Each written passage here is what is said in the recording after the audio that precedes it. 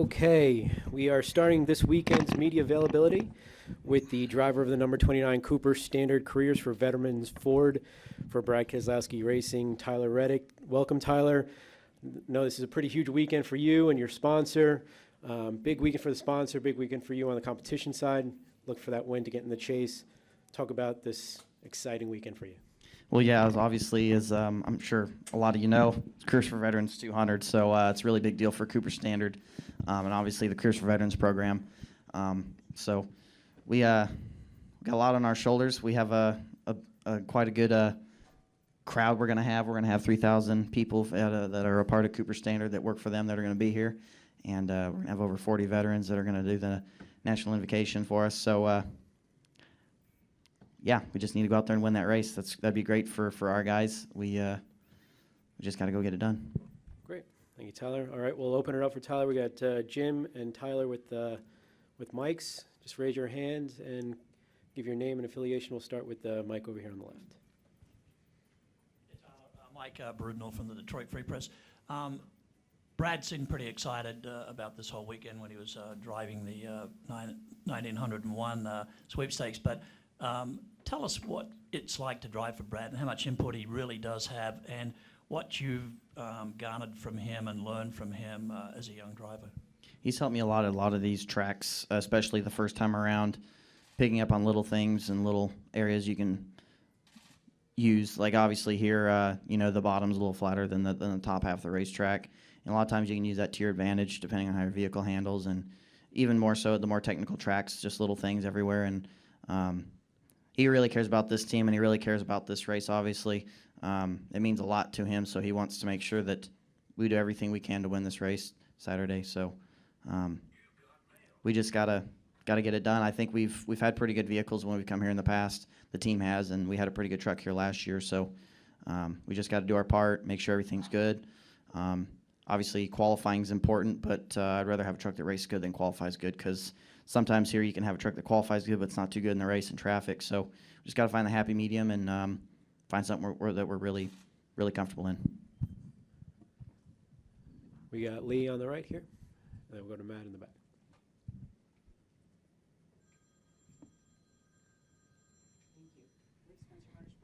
Do you feel like you and Tyler Reddick are kind of competing right now to see who might get time in Penske's Xfinity car next year? Me and who? Is it? Sorry, Oh. you. I was like, what? No, sorry. You and your teammate, do you think you're going to be competing for that spot should it come open to a younger driver and not do another all-star deal with it? It's hard to say. I really haven't put that much thought into it at all. Really just been trying to focus on what's ahead of us right now, directly ahead of us. And obviously, the year hasn't gone the greatest for us, points-wise. We've had a few races.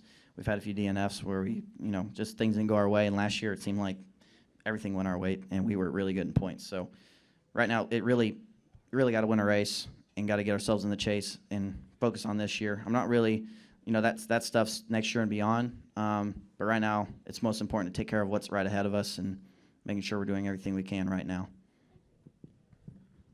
We'll go Matt and Brian in the right. Matt Crossman from NASCAR.com. TJ, still your spotter, right? Mm-hmm. Can you talk about what you're looking for in a spotter, and then describe your relationship with him, and if you have any funny in-race stories? Well, he's done a really good job with helping me pick up on the racetracks too. Almost everywhere we go. Obviously, he's got a lot of races under his belt, and he does a really good job with Dale Jr. as well. But he's helped me a lot at just about anywhere when it comes to working the air to my advantage around other people at the bigger tracks to where I need to be better on my line in the race or in practice. He's really spot on about that and really good at giving out good information, like if I'm running the bottom and someone's coming on the top, letting me know what lanes are coming and going and where I need to be better and what I need to do differently to possibly pick up some speed. So he's really helpful in helping us find all the speed that's out there on the track that we can find in our truck. And in the race, he's done an outstanding job of helping me learn and grow and understand, obviously, air, all the air out there, and working it to my advantage. And he's helped me just about in a lot of aspects. So it's been really great to have him on board since I've become a part of the team, and he's helped my learning process immensely too. chatty scale in terms of how much you want a spotter talking to you or not talking to you? I mean, when I first started racing, I thought it at first. When I came from dirt racing, I didn't have anyone talking in my ear.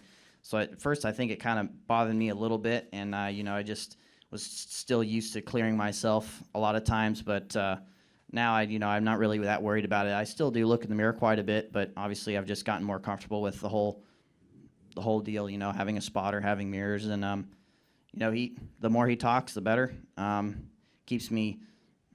keeps me better informed of what all's going on the racetrack and what's going on around me. So at first, I probably was more toward the side of not as much, but now as much information as he can give me, it's all good information, and it's something I can absorb and take into while I'm doing the race. Brian, and then we'll go Reed. Brian Eberle, RobinsRacing.com. Tyler, you kind of already talked how you think you need the win to make the chase grid. When you look at the 3 races coming up before that grid locks in, where do you think your best chance is to get that win, and just your outlook on all 3 tracks left? Well, I think we have really good opportunities at the next 3 for sure. This is the one where if I could pick the 3 I'd like to win, this is the one I want to win the most for sure. Obviously, it's the next race for us, and obviously it's a really big deal for Cooper Standard and the Cruise for Veterans program and our whole team. So this is the race of the 3 that I'd want to win the most for everybody. But it'd be great to win the last 3. I mean, you never know how it goes. We could find something. Obviously, the road course is different for a lot of these guys, and I've only had 1 road course under my belt last year, and I felt like we were pretty good right off the truck, off the hauler when we got there. And Chicagoland is a track we were good in practice. We just had some things not go our way in the race. We kind of got off strategy, and it was a fuel mileage race, and we ended up running second. But I think we have really good speed at these next 3 tracks. We just got to take advantage of what we got, put ourselves in the right position, because you never know how these races could play out. This could be a fuel mileage race. Canada could kind of be the same way, and so could Chicagoland as it did last year. So Doug Randolph and all the guys on the pit box do a really good job of calling the race and picking out what's going to happen and taking a strategy and sticking with it to the end of the race. And a lot of times it works out. Reed? Reed Spencer with NASCAR Wire Service. Tyler, with that sort of win or bust mentality, does that put more pressure on you, or does it sort of free you up to just go for it?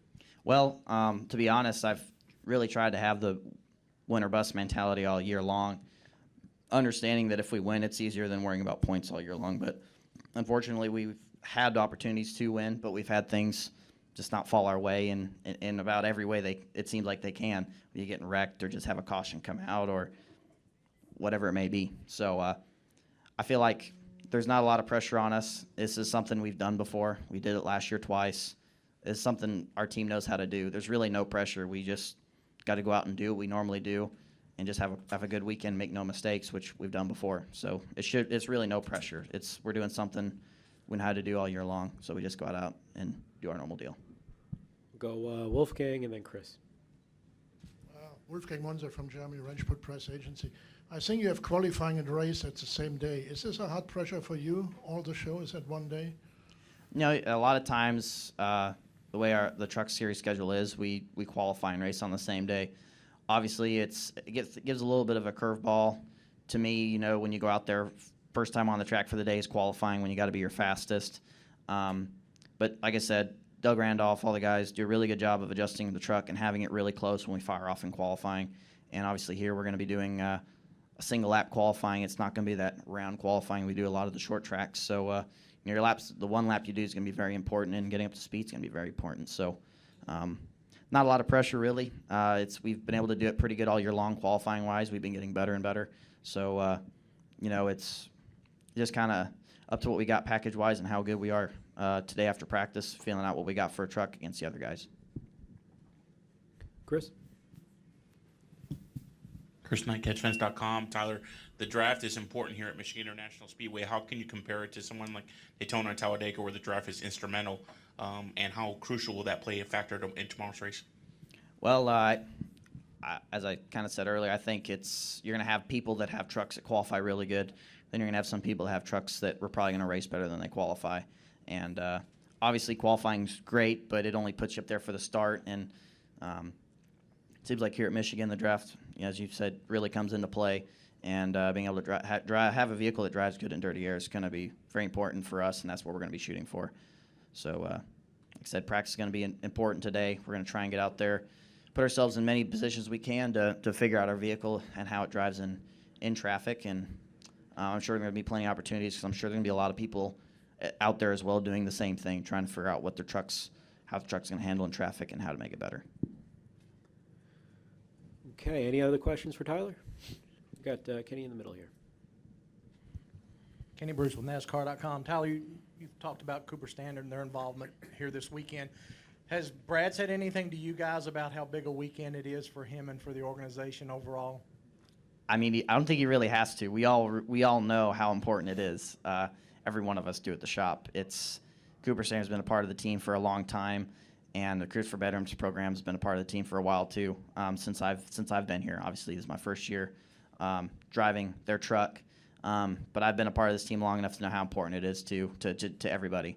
So it kind of goes unsaid how important this race is, and everyone understands and knows what this race means to Brad, to Cooper Standard, and all the veterans that are going to be here, and the ones that are going to be at home watching that couldn't make it. So kind of goes unsaid how important this race is. We all understand what we got to go do, and hopefully we can do just that.